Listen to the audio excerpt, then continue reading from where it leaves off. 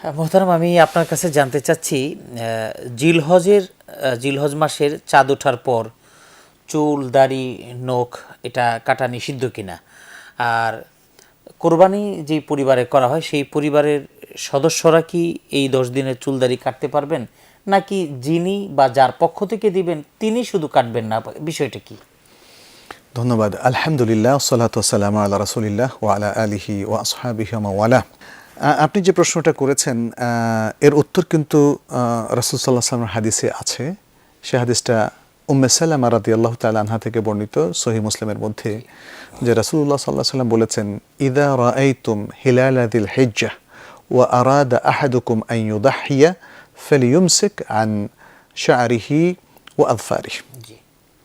অর্থাৎ যখন তোমাদের কেউ জিলহজ মাসের চাঁদ দেখবে এবং তোমাদের কেউ কোরবানি করার ইচ্ছা পোষণ করবে, তখন সে যেন তার চুল এবং তার নখ কাটা থেকে বিরত থাকে। তাহলে রাসূল সাল্লাল্লাহু আলাইহি ওয়াসাল্লামের স্পষ্ট ভার্ডিক্ট এবং ওপিনিয়ন এখানে চলে আসলো যে চুল দাড়ি কাটা যাবে না। কিন্তু এখানে একটা জিনিস লক্ষণীয়, তিনি বলেছেন যে কোরবানি করার ইচ্ছা পোষণ করবে, অর্থাৎ যার নামে কোরবানি হবে। তো এই হাদিসের মধ্যে ইন্ডিকেশন রয়েছে আপনার প্রশ্নের দ্বিতীয় অংশ, তাহলে তার আহলুল বাইত যারা আছে তাদের পক্ষ থেকে তার নিজের কোরবানি কিন্তু যথেষ্ট হবে। একটা কোরবানি একটা আহলুল বাইতের পক্ষ থেকে যথেষ্ট। এটা একাধিক হাদিস রয়েছে। আবু আইয়ুব আনসারীর হাদিস রয়েছে সহিহ বুখারীর মধ্যে, যেটাতে তিনি বলেছেন যে আমরা রাসূল সাল্লাল্লাহু আলাইহি ওয়াসাল্লামের যুগে একটা আহলুল বাইতের পক্ষ থেকে একটা বকরি কোরবানি করতাম। তো যাই হোক, তাহলে তিনি শুধুমাত্র চুল কাটা এবং নখ কাটা থেকে বিরত থাকবেন। এবং কোন কোন রওয়ায়াতে এটাও এসেছে, ফালা ইয়ামাসসা মিন শা'রিহি ওয়া বাশরিহি শাইআন, সেজন্য তার চামড়া মানে খুঁটে খুঁটে অথবা কেটেও না তোলে। এটা মানে আছে, হয়তো অনেকের স্বভাব আছে এখানে, সেজন্যই বলা। তো তাহলে কয়েকটা জিনিস, তার চুল, তার নখ এবং তার চামড়া, শার মানে হচ্ছে চুল, এগুলো যেন সে কোনোটাই সে না কাটে না উঠায়, এসবটাই বোঝানোর উদ্দেশ্য।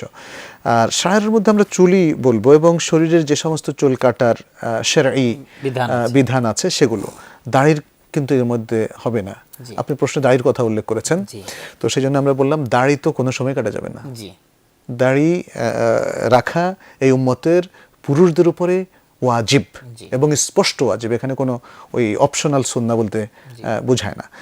সুতরাং দাড়ি কখনোই কাটা যাবে না। আর এছাড়া যিনি কোরবানি করবেন অথবা যত নামে কোরবানি হবে, তারা প্রত্যেককেই জিলহজ মাসের চাঁদ দেখা গেলেই তখন থেকে আর নখ কাটবে না, চুল কাটবে না এবং চামড়াও কাটবে না বা খসাবে না শরীর থেকে। এটাই বোঝানোর উদ্দেশ্য। তাহলে বোঝা গেল এর বাইরে পরিবারের অন্যান্য সদস্যরা বা যারা নিজেদের থেকে কোরবানি করবে না, তারা চুল কাটতে নখ কাটতে কোনো অসুবিধা নেই, যাবতীয় কাজগুলো করতে পারবে। জি জি, ধন্যবাদ।